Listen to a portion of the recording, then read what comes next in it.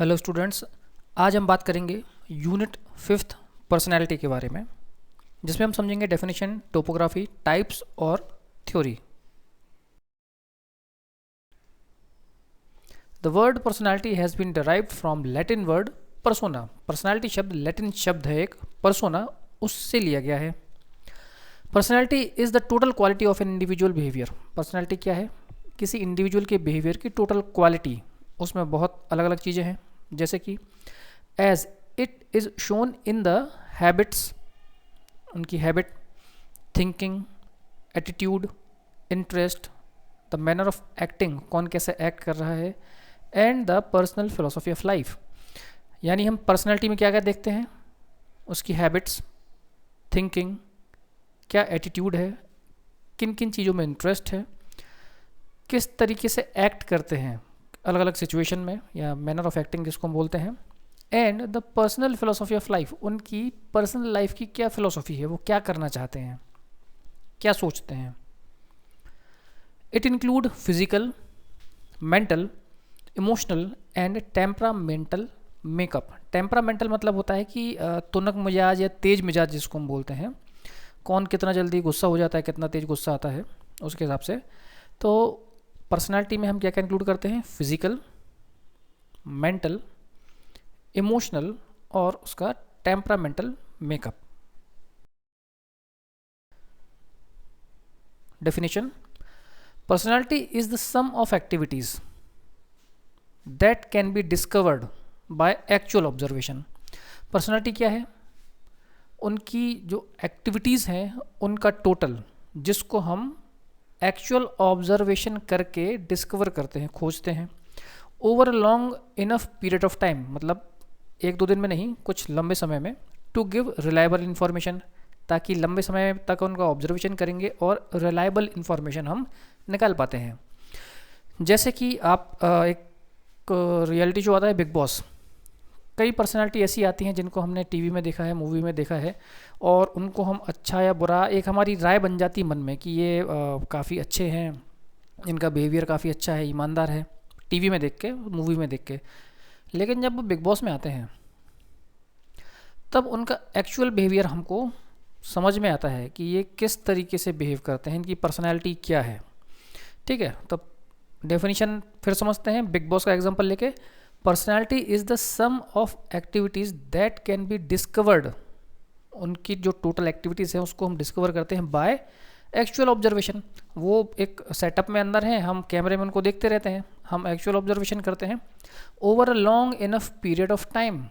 शुरू शुरू में आपने देखा होगा बिग बॉस में, एक दो तीन वीक में तो कोई दिखाता ही नहीं है कि वो क्या है, लेकिन जब लंबे समय तक वो रहते हैं तब हमको एक्चुअल में उनका बिहेवियर, उनकी पर्सनालिटी समझ में आती है, जब वो अलग अलग टास्क में परफॉर्म करते हैं।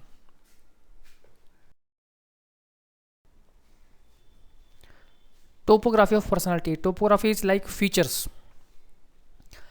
One of the most important characteristic of a personality is that it is a product of heredity and environment.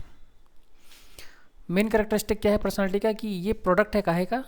Heredity यानी आनुवंशिकता का, एंड एनवायरनमेंट, आप जिस एनवायरनमेंट में रहते हैं, पलते हैं, बढ़ते हैं, उसका और आनुवंशिकता का प्रोडक्ट पर्सनालिटी होता है। A child do not born with a personality. कोई भी बच्चा एक पर्सनैलिटी लेके पैदा नहीं होता है, डेवलप होती है, develops the same in course of continuous interaction with his environment. वो जिस एनवायरनमेंट में रहता है, इंटरेक्शन कर रहा है, उसके थ्रू ही पर्सनैलिटी डेवलप होती है। The social and cultural factor as well as the various experience influence the development of personality. Social हो गया, कल्चरल फैक्टर हो गया, जहाँ पर वो कोई बच्चा रह रहा है, as well as the various experience, और जो अपनी लाइफ में वो एक्सपीरियंस करते हैं उनके थ्रू पर्सनैलिटी डेवलप होती है। अब जैसे कई बार आपने फेसबुक में भी में वीडियोस देखे हैं कि चाइना के भी वीडियोस काफ़ी वायरल होते थे 2-3 साल पहले, 2 साल पहले, कोरोना वायरस के आसपास, कि वो एक कढ़ाई में बहुत सारे कॉकरोच तल रहे हैं, सांप तल रहे हैं, अजीब अजीब से जानवर तल के खाते रहते हैं। तो आप सोचते हो कि ऐसा कैसे कर लेते हैं, इनको अजीब नहीं लगता है? तो उनको अजीब इसलिए नहीं लगता है क्योंकि वो उस एनवायरनमेंट में पले बढ़े हैं, उनके लिए वो गलत नहीं है, वो नॉर्मल है। उनकी पर्सनालिटी इसलिए वैसे डेवलप हुई है। तो ये इफेक्ट रहता है एनवायरनमेंट का पर्सनालिटी के ऊपर। पर्सनालिटी में क्या क्या इंक्लूड है? कॉग्निटिव एक्टिविटी, कॉग्निटिव मतलब होता है जो भी मेंटल एक्टिविटी होती हैं, थिंकिंग, रीजनिंग, इमेजिनिंग। फिर अफेक्टिव मतलब कि जो आप महसूस करते हैं, अफेक्ट होते हैं, प्रभावित होते हैं, जैसे कि आप खुश हो रहे हैं या दुखी हो रहे हैं, गुस्सा हो रहे हैं। साइकोमोटर एक्टिविटी, साइकोमोटर मतलब कि मोटर मतलब चलना फिरना, वॉकिंग, डांसिंग, रनिंग, जो भी है, ये तीनों। साथ ही आपका कॉन्शियस, सबकॉन्शियस और अनकॉन्शियस भी पर्सनालिटी में इंक्लूड होता है। It is a specific and unique for each and every individual, यानी कि जैसा मैं कई बार बोलता हूँ कि साइकोलॉजी कहती है कि each individual is different personality. वो यही है कि हर किसी की पर्सनैलिटी यूनिक होती है और सबकी पर्सनैलिटी अलग होती है। कोई दो पर्सनैलिटी एक जैसी नहीं हो सकती हैं। It is not static. Static मतलब क्या होता है? स्टैटिक मतलब होता है रुका हुआ या थमा हुआ। तो पर्सनालिटी स्टैटिक नहीं है कि जैसे आज पर्सनालिटी आपकी है वैसे ही रहेगी हमेशा। अब पर्सनालिटी के ऊपर आपके एनवायरनमेंट का भी इफेक्ट पड़ता है, तो एनवायरनमेंट बदलने के साथ साथ हमारी पर्सनालिटी भी चेंज होती रहती है। तो it is not static but dynamic in nature. Dynamic मतलब होता है गतिशील, चेंज होने वाला, आगे बढ़ते रहने वाला। Personality of an individual keeps adjusting itself. आपकी पर्सनैलिटी समय के साथ एडजस्ट होती है या एनवायरनमेंट के साथ एडजस्ट होती रहती है कंटिन्यूस बेसिस पे, यानी कि लगातार। टाइप ऑफ पर्सनालिटी, अब अलग अलग साइकोलॉजिस्ट ने अलग अलग क्लासिफिकेशन दिए हुए हैं। हम बात करेंगे शेल्डन क्लासिफिकेशन की। Sheldon classify human beings into certain types according to their physical structure. Sheldon ने क्या करा, पर्सन के फिजिकल स्ट्रक्चर के अकॉर्डिंग अलग अलग पर्सनालिटी के टाइप बताए and attached certain temperamental characteristic to them. और उनकी फिजिकल स्ट्रक्चर के अकॉर्डिंग अलग अलग पर्सनालिटी के कुछ टेम्परामेंटल कैरेक्टरिस्टिक होते हैं, उसके बारे में बताया। अब शेल्डन क्लासिफिकेशन फिजिकल स्ट्रक्चर के बेस पर है, तो उन्होंने फिजिकल स्ट्रक्चर के बेस पर पर्सनालिटी को 3 टाइप में क्लासीफाई किया।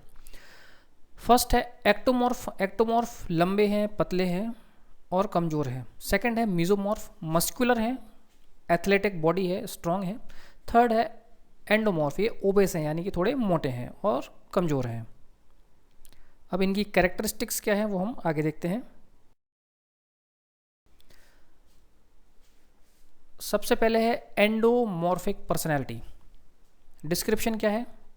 पर्सन हैविंग हाईली डेवलप्ड बिसरा, बॉडी काफ़ी डेवलप्ड है, फैट है, बट वीक स्ट्रक्चर पर कमज़ोर है। ये फैट होते हैं, मोटे होते हैं, सॉफ्ट हैं और राउंड शेप्ड होते हैं।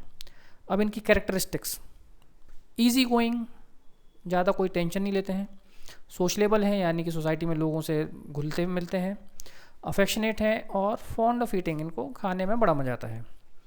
फिर सेकंड है मीजोमॉर्फिक पर्सनैलिटी। मीजोमॉर्फिक यानी कि जो हमने बात की थी कि मस्कुलर बॉडी है, athletic type.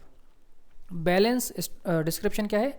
Balance development of विसरा, यानी कि बॉडी का जो डेवलपमेंट है बैलेंस्ड है, स्ट्रॉन्ग स्ट्रक्चर है, मस्कुलर है और एथलेटिक टाइप है।